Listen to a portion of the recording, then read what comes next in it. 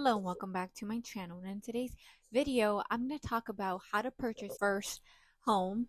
A lot of people are not well prepared and they just think that purchasing a house is just the same thing as if you're purchasing a car or you're purchasing a new bag. That is completely false, and I just want to let you know that there's things out there that you got to prepare for before you get into the first step of purchasing a home. So, the first thing that you got to understand is that it does take time for you to find your dream house. So, finding your dream house can be very difficult, especially in today's economy where there's so many competitors out there looking for a house. I would argue that there's more demand of houses than there's houses in general.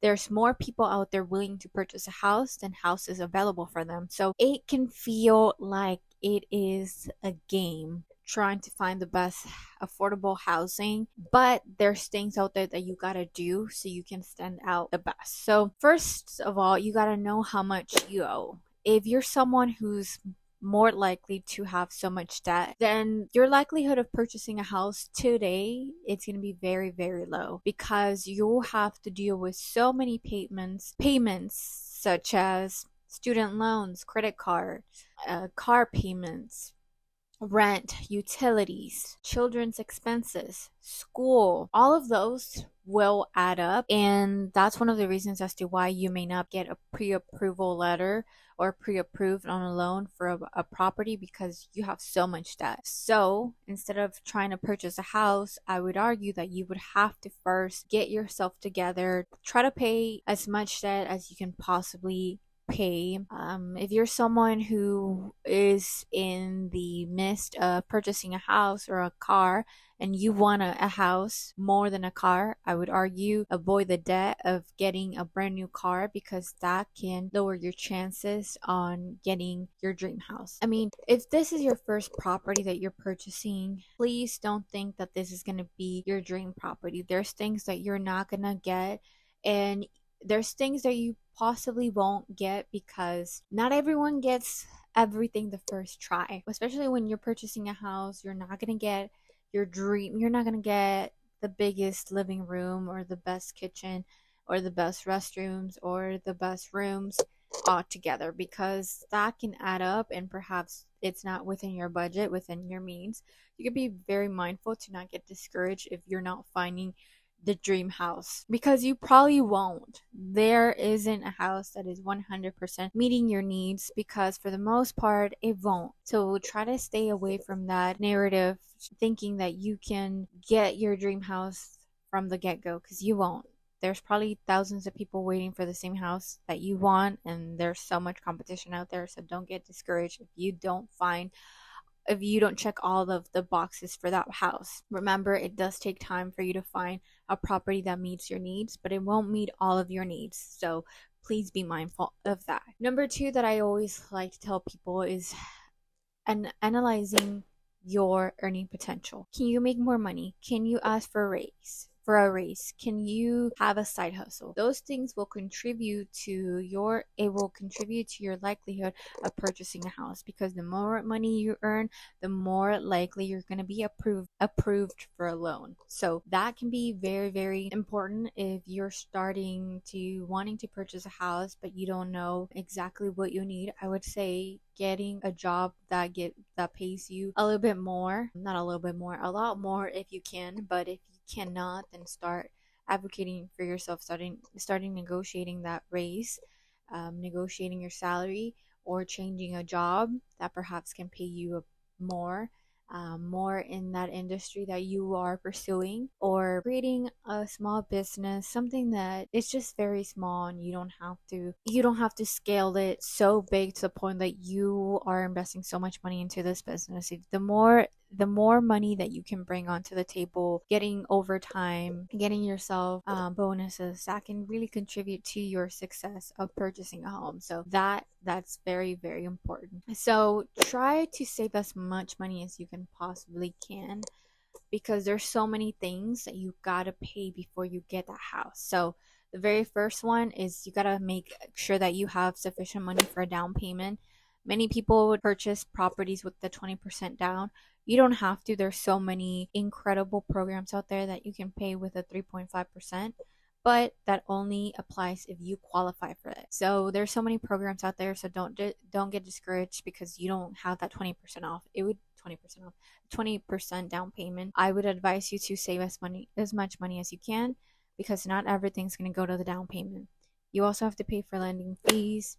These are fees that you have to pay up front to your lender because they're the ones giving you the loan. You got to pay for closing costs. It depends on the house. It depends how much everything costs. Title companies, repairs. Your house may not be in the best condition that you can possibly have it. So you got to pay for some repairs that your seller perhaps won't want to pay. You gotta pay for appraisal. That means someone inspects your property and gives you a report on how much your house is worth. So you don't have to pay more than what it's actually worth. So this is very important. Don't be cheap on these things, especially lenders are not going to let you do this without it. But it's a really good way for you to know that these things you need to pay up front. Someone can give you a really good ballpoint on how much your property is worth, because some of us want to purchase a property that perhaps is worth less than what we're giving. So that's very important. Inspection, making sure that your property is in good conditions, that the plumbing is good, that the AC is good, that your roofing or electricity is in good conditions. Don't opt on this trying to be cheap. Your real estate agent won't be able to help you out because they don't know anything about plumbing, or they don't know anything about housing. Real estate agents or lenders, they just know about the behind the scenes rather than how does the house look like. They can't determine whether or not the house is in good condition. So you gotta know that. You gotta pay for earnest money, option period time. Option time or option period is when you pay the seller an amount of money so you can inspect your property before you make the decision to go in and purchase it. If you purchase within that time period and you realize the property you didn't like, you can just opt out and don't buy that property and go to the other, because it's very important. So make sure you do that. Home appliances, a lot of people have to understand that if you're coming from an apartment that gave you all of the things that you needed, like fridge, stove, washing machine, dining table, washer and dryer, grass cutter, all those things that you didn't perhaps have, or you did have, now you would have to pay this on your own. So be very mindful to purchase these things, not on a credit card, but perhaps you need to understand that you will need these once you get in your house, so you can get situated and have a good life in your house. You gotta pay for some survey. That's essentially like the map of the meets and bounds of your property. How much are you buying? It's like a little map that you're getting and seeing exactly how much you owe from how much you own and how much land you own. So that's that. Taxes, insurance, homeowners association if you have one.